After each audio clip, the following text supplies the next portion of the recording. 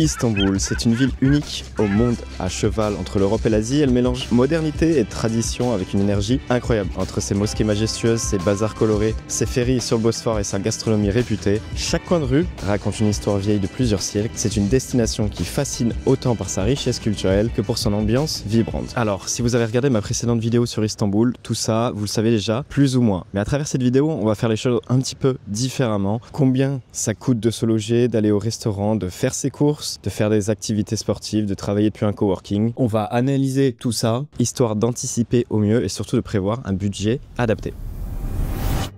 Bon alors évidemment, pour commencer cette belle journée et être en forme, il nous faut un max de vitamines, même si on fait le plein de vitamine D, il fait très beau aujourd'hui, mais j'ai repéré un petit stand de jus pressé. C'est un truc qui se fait vachement ici à Istanbul. On va aller voir ça tout de suite, ça m'a l'air plutôt bien. Ah, parfait, on nous fait le mix, je lui ai demandé un mix complet. J'ai littéralement regardé le menu, je lui ai dit mets plus que t'as. Donc là il nous fait le mix.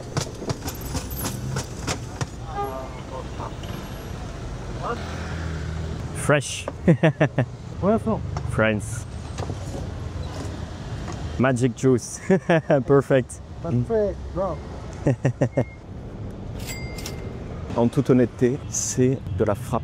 Ça va me permettre d'être en forme. Bon, par contre, je vois un truc qui est assez imposant en face de moi. Je vais tourner la caméra, vous allez comprendre. Regardez la taille du bateau. Je savais pas qu'il y a des croisières qui est embarqué directement à Istanbul. On est carrément sur un immeuble parqué à côté du quai. Elle est impressionnant celui-ci. Hein. Pas là pour rigoler, hein. Ça c'est sûr.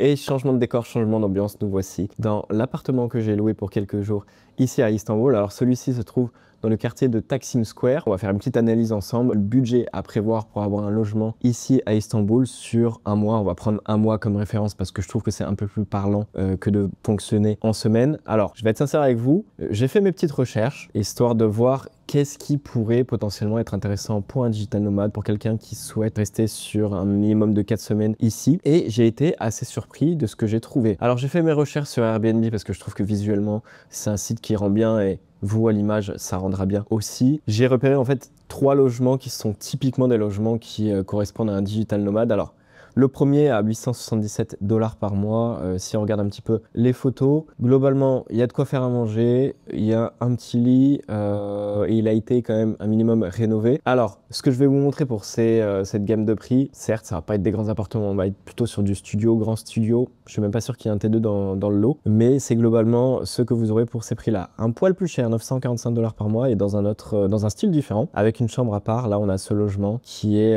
assez sympathique. Franchement, je l'aime bien celui-ci avec l'escalier, tout ça. Assez lumineux, hein, j'ai l'impression. Donc ça, pareil, ça va être un logement hyper intéressant que vous pouvez avoir. Et en plus de ça, il est bien situé. Et le dernier aussi que j'ai trouvé, pareil, toujours la même gamme de prix, comme ça vous laisse un peu le choix, ça vous donne une idée. C'est celui-ci qui me semble être un peu plus sombre, mais bon, il a un petit canapé, donc il y a un petit coin salon quand même, la cuisine qui est en face. Donc voilà, on est sur, c'est un studio bis, on va dire, hein. C'est pas totalement un T2, mais c'est ce que vous pouvez avoir pour un peu moins de 1000 $ par mois. Et ces logements que je vous ai présentés, ils se trouvent dans des quartiers qui sont très demandés. Donc il y a Taksim, c'est là où je suis en ce moment même, mais ça concerne aussi les quartiers de Karaköy et de Galata. Voilà, ça en gros c'est, on va dire, là où ça bouge le plus, là où vous avez le plus de restaurants, là où vous avez le plus de coffee shop, là où vous avez le plus de bars, de boîtes de nuit aussi. Donc c'est, on va dire, un peu l'épicentre de toutes les activités qu'il y a à faire du côté d'Istanbul. Si vous cherchez un endroit relativement calme, genre littéralement très très calme, vous pouvez traverser le fleuve et aller du côté asiatique de la ville. Si vous ne le saviez pas, Istanbul est divisé en 2 parties. Vous avez la partie européenne, donc c'est là où il y a la majeure partie des activités, des commerces, des restaurants, et les 3/4 des touristes vont là-bas. Vous avez aussi une deuxième partie qui est la partie asiatique, c'est là où je suis actuellement. En fait, il faut traverser le fleuve. Bon, pour ce faire, moi, rien de compliqué, j'ai pris un bateau et ça m'a pris une dizaine de minutes de traverser. Rien de bien compliqué de ce côté-là, pas très cher non plus, et ça vous permet de voir un Istanbul qui est vachement plus résidentiel. J'ai l'impression qu'on a beaucoup plus en contact avec des locaux, il y a moins de touristes, ça c'est sûr. Parce que là, depuis tout à l'heure, je me balade, j'ai pas vu beaucoup de touristes, mais simplement des locaux qui boivent tranquillement leur café. Et même l'ambiance du quartier, tout ça, ça fait très ville européenne. Et d'ailleurs, il y a des maisons qui ressemblent un peu à des maisons anglaises très colorées. C'est magnifique à voir, je vous invite à faire un petit tour. Ensuite, il y a une autre alternative pour ceux qui ont des plus petits budgets. En termes de logement, c'est l'option co-living. Pour ceux qui ne savent pas, un co-living, c'est un mix entre un logement et des espaces de coworking. Voilà, on a appelé ça co-living. En fait, c'est un peu une grosse coloc de gens qui travaillent à distance. Donc en fait, vous louez une chambre, souvent avec salle de bain privée, pas toujours, mais assez souvent, et vous avez des parties communes, donc bien entendu la cuisine, le salon, mais vous avez aussi des zones pour travailler, du moins la plupart du temps c'est ce qu'ils proposent. Et là automatiquement je suis tombé sur quelques annonces et je trouve qu'il y a des choses qui sont assez sympas, du moins les photos rendent plutôt bien. Si on regarde là par exemple, on a une chambre de 11 mètres carrés, pas immense mais bon ça peut suffire, avec un petit bureau. Bah là on est autour de 400-450 $ par mois, donc assez abordable. Celle d'à côté un peu moins chère aussi, et l'autre de 15 mètres carrés, ouais on est un peu plus cher, pas loin des 500 $, mais ça peut être une option qui est ultra intéressante pour deux types de personnes. Déjà, si vous avez un petit budget, là c'est top, et également pour ceux qui voyagent seuls, voire en couple, mais qui ont vraiment ce besoin de rencontrer des gens. Il faut savoir que le co-living, ça vous met directement en relation avec des gens qui ont plus ou moins le même mode de vie que vous, et croyez-moi, pour l'avoir fait à de multiples reprises, ça change complètement votre séjour et vous faites des potes très rapidement. Comme on dit souvent, people make the place, donc ça peut transformer votre expérience à l'étranger. En tout cas, si ce type de contenu vous intéresse, je vous invite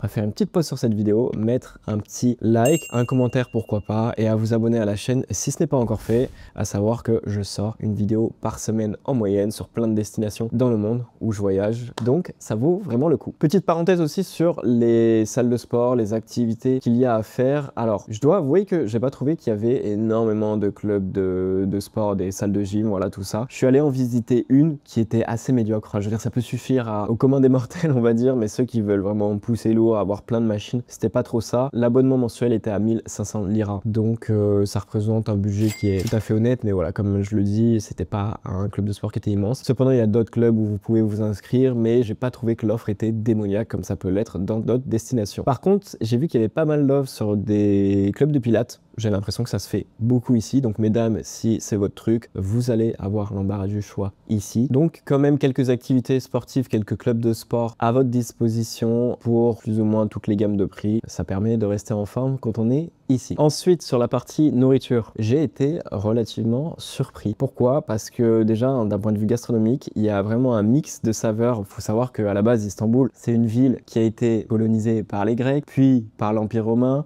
puis par l'Empire ottoman. Donc tout ça, ça crée des mix, des saveurs différentes, et ça se retrouve littéralement dans ce qu'ils mangent. Alors bien entendu, on connaît tous le classique galette kebab qui est très populaire à Istanbul et qui a un goût assez impressionnant. D'ailleurs, il y avait quasiment pas de sauce dans le mien, c'était juste les épices de la viande qui faisaient toute la différence, et ça je trouve que c'est assez incroyable. Il y a également beaucoup de solutions pour manger pour pas très cher, entre 5, 6 et 8, 9 € maximum pour vraiment des gros plats, donc des grosses portions. Vous aimez bien manger comme moi, c'est parfait. En fait, il y a beaucoup de restaurants locaux qui vont vous proposer une option buffet. Donc en fait, vous choisissez directement sur place un petit peu de tout ce que vous voulez mettre dans votre assiette. Donc ça peut être de la viande, des pommes de terre. Enfin voilà, vous avez vraiment votre mix, vous choisissez votre dessert, votre boisson, un peu comme au self, et vous payez juste à la fin une fois que vous avez tout sélectionné. Je l'ai fait à titre perso et moi ça m'a coûté, il me semble, 8 €. Je trouve que c'était tout à fait honnête pour la quantité de choses que j'avais consommées. Donc ça, c'est quand même assez pratique, surtout si on a un peu la flemme de faire à manger et qu'on souhaite aller au restaurant de façon quotidienne, sachant que ces restaurants-là, il y en a de partout. Pour tout ce qui est coffee shop, un café glacé vous coûtera en moyenne 200 à 250 liras plus ou moins, ça dépend de l'endroit où vous allez. Il y a des endroits très tendance qui vous font du super café, voilà, bon ça c'est comme dans toutes les villes, automatiquement là vous allez vous rapprocher des 300 liras, mais vous pouvez aller au café du coin et aussi commander un café un peu plus classique, ça sera moins de 200 liras, donc voilà, ça dépend. Quelles sont vos attentes? Est-ce que vous voulez vraiment de ce côté-là? Si vous allez au restaurant ou au bar que vous voulez prendre une bière, en moyenne, vous allez la payer 150 liras. Comme d'habitude, ça dépend de la marque, ça dépend de si elle est locale ou pas, ça dépend de si elle est en pression ou pas. Voilà, tout ça, ça fluctue. Donc, c'est un prix moyen que je vous annonce. Et enfin, sur la partie restaurant, mais plutôt axée livraison, il faut savoir qu'il n'y a pas vraiment d'outils pour se faire livrer, ou du moins d'applications pour se faire livrer. Uber Eats, ça marche pas. Bolt, ça marche pas. Mais par contre, ils ont des sites sur lesquels vous pouvez aller et commander directement par WhatsApp. Il y en a un qui est assez connu, ça s'appelle Yemek C'est Petit. Bah là, automatiquement, il y a plein de restaurants qui seront listés. Vous avez juste à cliquer sur celui qui vous plaît. Faites votre sélection en regardant leur carte. Vous avez le choix entre vous faire livrer ou aller le récupérer. Et vous pouvez payer en liquide une fois que le livreur arrive. Donc ça, c'est un super compromis. Si, pareil, comme moi, vous avez un peu la flemme de cuisiner, vous vous faites livrer. et ça résout pas mal de problèmes. À savoir que énormément de restaurants utilisent WhatsApp. Donc quand vous trouvez un restaurant qui vous plaît sur Google Maps par exemple, vous pouvez voir s'il y a leur numéro de téléphone, vous leur envoyez un message WhatsApp et vous vous rendrez compte qu'en fait ils peuvent vous livrer la plupart du temps. Alors certes, il y a un peu plus de process que via une application type Grab, mais c'est quand même archi utile et ça marche relativement bien. Vous pouvez juste pas traquer votre commande comme on pourrait le faire sur les autres applications, mais ça peut résoudre pas mal de problèmes tout de même.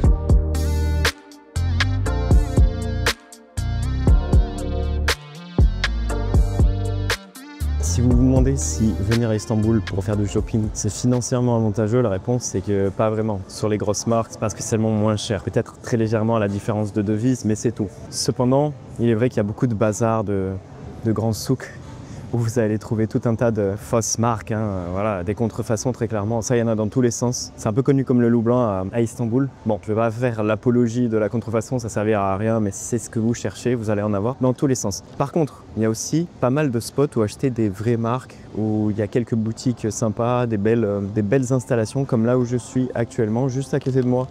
Il y a un passage où vous pouvez vous balader, que ce soit le matin, au coucher du soleil, peu importe comme vous voulez, en journée, comme moi en ce moment. En fait, c'est tout le long du Bosphore et vous avez une promenade, ce qui rend les choses très sexy. Et il y a beaucoup de boutiques, de coffee shop, la preuve. C'est un peu plus cher, c'est un peu le coin des riches, j'ai l'impression ici. Mais c'est hyper élégant et c'est un coin qui me plaît beaucoup. En plus d'avoir quand même quelques petites boutiques fort sympathiques. Ça me tenait aussi à cœur de parler un peu des activités qu'il y a à faire à Istanbul. Alors certes, c'était plutôt le sujet de ma vidéo précédente, mais là, comme d'hab, on va un peu plus parler prix. Déjà, c'est une ville où il y a beaucoup de choses à faire et en l'occurrence des musées, il y en a dans tous les sens. Je suis assez impressionné de ce côté-là. J'ai envie de dire, comme la plupart des villes européennes, il y a beaucoup de choses à offrir. Mais voilà, les musées, ce qui est bien, c'est qu'il y en a certains qui sont gratuits, il y en a certains qui sont payants, moyennant une dizaine d'euros. Donc, il y a de quoi profiter, s'amuser, visiter un max de choses pour un petit budget. Après, dans les activités un peu hors du commun que vous pouvez faire, je ne sais pas si vous êtes au courant, mais à Istanbul, vous pouvez par exemple louer un yacht pour 85 $ de l'heure. Alors, il y a un minimum de 3 heures à prendre, mais franchement, si vous êtes avec des potes et que vous voulez faire un petit tour dans le Bosphore,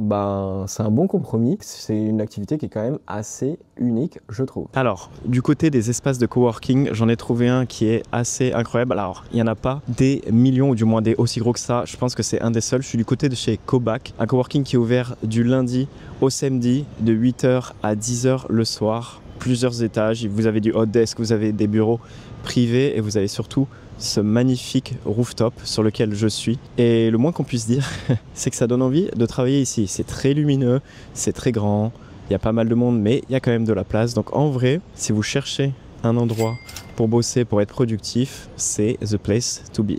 Et voilà, j'ai fait le tour de cette analyse financière sur la vie à Istanbul. J'espère que ça vous aura un petit peu ouvert les yeux sur le budget à prévoir avant de venir ici, que ce soit en termes de logement, de nourriture, d'activités, d'espace de coworking. Comme ça, vous pouvez prévoir au mieux votre séjour, qu'il soit court ou long d'ailleurs, ici. N'oubliez pas que si vous souhaitez rejoindre une communauté francophone dynamique de digital nomades partout à travers le monde, d'avoir un maximum d'astuces sur les logements, sur les visas, sur les assurances santé, eh bien vous avez accès à ma communauté Les Nomades Libres. Le lien est en bio de cette vidéo, donc n'hésitez pas à la rejoindre si vous voulez passer à l'étape supérieure. Et moi, comme d'habitude, je vous dis à la semaine prochaine pour une nouvelle vidéo et d'ici là, portez-vous bien. Allez, ciao!